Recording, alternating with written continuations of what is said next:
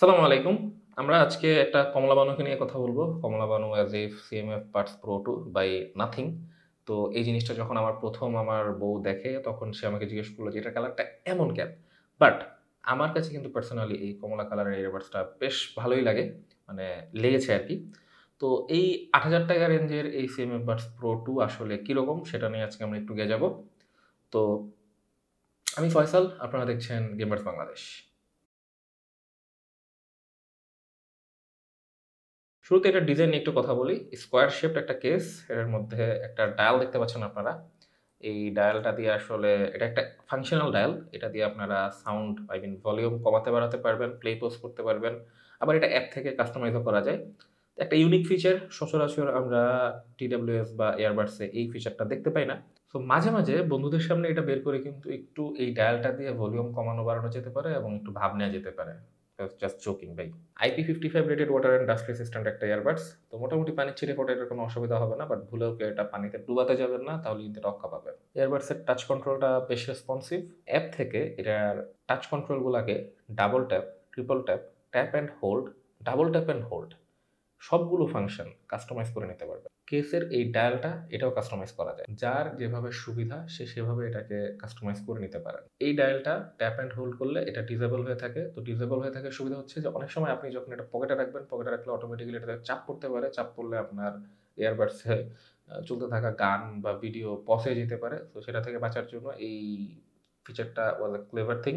এটা না থাকলে অনেকের ঝামেলায় পড়তে হইতো। সো থ্যাংক ইউ নাথিং একটু ভেবেচিন্তে কাজ করার জন্য। ব্লুটুথ 5.3 দিয়ে কানেক্ট হয়। এর ভিতরে এসবিসি এবং এএসি কোডেক উপস্থিত। লো লেটেন্সি মোডটা ইউজ করলে এটার ডিলেটা কিছুটা কমে, but not up to the mark for competitive gaming. আমার হাতে এখনো এমন কোনো ব্লুটুথ ইয়ারবাডস পৌঁছায়নি যেটা দিয়ে আসলে কম্পিটিটিভ গেমিং করা পসিবল। তো সেখান থেকে আসলে নাথিংকেও দোষ দিয়ে লাভ নাই। এখনো কেউই ব্যাপারটাকে ইন্ট্রোডিউস করতে পারেনি। আর ব্লুটুথে আল্টিমেটলি ল্যাটেন্সি থাকবেই, সেটা আমি আগেও বলেছি, এখনো বলছি। বাট কিছুটা ল্যাটেন্সি এটা রিডিউস করে, এটা সত্য। এই ইয়ারবাডসটা গুগল ফাস্ট পেয়ার এবং মাইক্রোসফট সুইফট পেয়ার সাপোর্ট করে। অ্যান্ড আমার কাছে আসলে অ্যান্ড্রয়েড ডিভাইস না থাকায় বা গুগলের ডিভাইস না থাকায় এটা আমি টেস্ট করতে পারিনি, বাট এটা কাজ করে। আল্টিমেটলি এটার কল কোয়ালিটি নিয়ে আমার কোনো কমপ্লেন নাই, বিকজ এখনো পর্যন্ত আমি যাদের সাথে এটা নিয়ে কথা বলেছি, এটা ব্যবহার করে কথা বলেছি, কেউ কোনো কমপ্লেন করে নাই। সবাই আমার কথা ঠিকঠাক লাউড অ্যান্ড ক্লিয়ার শুনতে পাচ্ছিল। আচ্ছা, এবার এটার অ্যাপটা নিয়ে একটু কথা বলি। নাথিং এক্স অ্যাপের নাম, অ্যান্ড অ্যাপটা বেশ মিনিমাল। অনেস্টলি সেইং, অন্যান্য কোম্পানিরও কিন্তু এখান থেকে ইন্সপায়ার হওয়া উচিত। টিপিক্যাল ইউআই থেকে এরা একটু বের হয়ে আসছে, একটু মিনিমাল অ্যান্ড ক্লিন লুকিং একটি স্মুথ ইউআই তারা এখানে ইন্ট্রোডিউস করেছে, যেটা আমার পার্সোনালি বেশ ভালো লেগেছে। অ্যাপের ভিতর equaliser control, noise control, ultra bass, low latency mode, dual device connection etcetera, মোটামুটি যেসব ফিচার একটা টিডাব্লিউএস এ দরকার সেসব ফিচার আপনারা পাবেন। বাট অ্যাপের ভিতরে এটার নয়েজ ক্যান্সেলিং এর যেই লেভেলটা সেটা বাড়ানোর কোনো অপশন নাই। এটা একটা মাইনাস পয়েন্ট। এটা আসলে দরকার ছিল। এটা নিয়ে সামনে হয়তো আরো কথা হবে, বাট রিমেম্বার এই বাজেটের একটা TWS এর মধ্যে আমি আশা করছিলাম যে এটার যে নয়েজ ক্যান্সেলেশন ফিচারটা সেটার প্রোফাইল এটলিস্ট ৩ টা প্রোফাইল এখানে মিনিমাম থাকবে। যাতে এটা কমানো বাড়ানো যায়, লো, মিডিয়াম, হাই মানে সেট করা যায়। বাট এই অপশনটা এখানে নাই। আর এটার যে ইকুয়ালাইজার সেটিংসটা কাস্টমাইজ করার অপশনটা যেটা, সেটা একটু ডিফারেন্ট গ্রাফিক্যাল একটা ইন্টারফেস। এটা সচরাচর ট্র্যাডিশনাল যেই ইকুয়ালাইজার সেটিংস আপনারা যেরকম দেখেন সেরকম না। এটার সাথে একটু টাইম স্পেন্ড করলেই কিন্তু আপনারা এটা বুঝে যাবেন। এটা খুব কঠিন কিছু না। এটার নয়েজ ক্যান্সেলিং ফিচারটা mediocre, not really up to the mark. এই প্রাইসে আসলে আমি এর থেকে বেটার নয়েজ ক্যান্সেলিং মানে ফিচার আমি অন্যান্য TWS এর দেখেছি। তো ট্রান্সপারেন্সি মোডটা মোটামুটি ভালোই কাজ করে। এটা নিয়ে আমার খুব একটা কমপ্লেন নাই। বাট নয়েজ ক্যান্সেলিং ফিচারটা নিয়ে আমার কিছুটা কমপ্লেন রয়ে গেল। তো যাদের জন্য নয়েজ ক্যান্সেলিং ফিচারটা আসলে একদম টপ মোস্ট প্রায়োরিটি না, এটা তাদের জন্য খুব একটা ইস্যু হবে না। চালিয়ে নেওয়ার মতো। 12.4 মিলিমিটার ড্রাইভার। বাই ডিফল্ট এটা বেশ বেস বুস্টেড, মানে খুবই বেস বুস্টেড। প্রচুর পাঞ্চি এবং বোল্ড সাউন্ড আসবে এটাতে।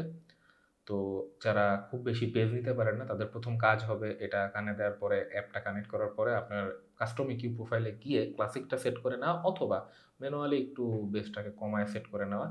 Otherwise you will not love it, because আপনার যদি বেস খুব বেশি ভালো না লাগে, আপনার কাছে মনে হবে যে এটার ভোকালটা বা ট্রেবল সেকশনটা কেন এত মানে মাডি সাউন্ড করছে বা একটু মনে হচ্ছে ক্লিন না, রাইট? তো ওই মোমেন্টটাতে আপনি আসলে এটাকে যদি বেস পছন্দ না করেন, এটাকে আপনি হেট করা শুরু করবেন। সো এখান থেকে বের হয়ে আসার জন্য আপনাকে মানে আপনি যদি বেস পছন্দ না করেন, সবার আগে এটা সাউন্ডটাকে আসলে এক্সপেরিয়েন্স করার আগেই আপনাকে ইকিউটা সেট করে নিতে হবে। আর যারা বেস পছন্দ করেন তাদের জন্য তো কথাই নেই। এটা মানে একদম উড়াধুরা একটা জিনিস। এটার মধ্যে আলট্রা বেস একটা ফাংশন রয়েছে। অ্যাপ থেকে সেটা যদি এনেবল করেন, কিছু কিছু গানে আপনার মনে হবে যে আপনি একটা সাবউফার, চারদিকে সেট করা সাবউফারের ভিতরে আছেন।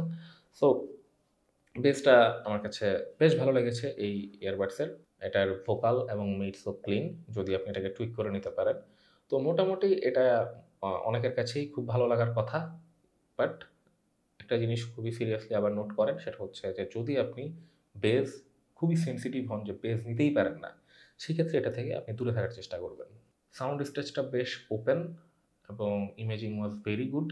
তো সেখান থেকে এটা একটা প্লাস। এটার ল্যাটেন্সি যদি আরও কম হইতো তাহলে এটা একটা গেমিং টিডাব্লিউএস হিসেবেও বেশ ভালোভাবে ইউজ করা যেত। বাট ব্লুটুথ টিডাব্লিউএস আগেই বলেছি, এখানে আসলে একদম বেয়ার মিনিমাম যে ল্যাটেন্সি, সেটা তো আপনার আসলে ডিলে মনে হবে আপনি যখন গেম খেলবেন। তো গেমিংয়ের জন্য না, তবুও এটা নিয়ে টুকটাক মানে গেমিং চালিয়ে নেওয়া যাবে, যেহেতু ইমেজিংটা বেশ ভালো। এখন ভিডিওতে আপনারা যে সাউন্ডটা শুনতে পাচ্ছেন সেটা এই নাথিং বাডস প্রো 2 তে রেকর্ড করা, I mean CMF buds pro 2 তে রেকর্ড করা। তো আপনারা অলরেডি বুঝতে পারছেন যে এটার সাউন্ড কোয়ালিটিটা কিরকম, এবং আমার এই রুমে কোনো সাউন্ড ট্রিটমেন্ট করা নাই। তো সেক্ষেত্রে কিছুটা নয়েজের উপস্থিতি থাকতে পারে, এবং সেই নয়েজটাকে আবার এটা ক্যান্সেল করার জন্য হয়তো ভয়েসটাকে কিছুটা কম্প্রেস করে দিচ্ছে। বাট আমি আগেও বলেছি যে এই পর্যন্ত আমি যাদের সাথে এটা দিয়ে কথা বলেছি তারা কেউই কিন্তু আমার ভয়েস শুনতে কোনো প্রবলেম ফেস করে নাই, কমপ্লিটলি ফাইন ছিল, কথাবার্তা ঠিকঠাক শোনা যাচ্ছিল। তো অলরেডি আপনারা আইডিয়া পেয়ে গেছেন যে এটার সাউন্ডটা কিরকম। এটা আমার এই রুমের ভিতরে বেশ ভালো পরিমাণ একো ছিল, এবং একোটাও হয়তো এটা বেশ ভালোভাবে ক্যান্সেল করতে পারছে। তো আমার মনে হয় এটা আপনাদের একটা ভালো আইডিয়া দিবে যে এটা যদি আপনারা কোনো রুমে বসে কারোর সাথে মিটিং এর জন্য ব্যবহার করেন, বা কল কোয়ালিটিটা আপনাকে কিরকম সাপোর্ট দিবে। আজকে আমাদের ভিডিও এখানেই শেষ করছি। যারা আমাদের চ্যানেলে এখনো সাবস্ক্রাইব করে নাই তারা সাবস্ক্রাইব করে পাশে থাকুন। ভালো থাকুন, সুস্থ থাকুন।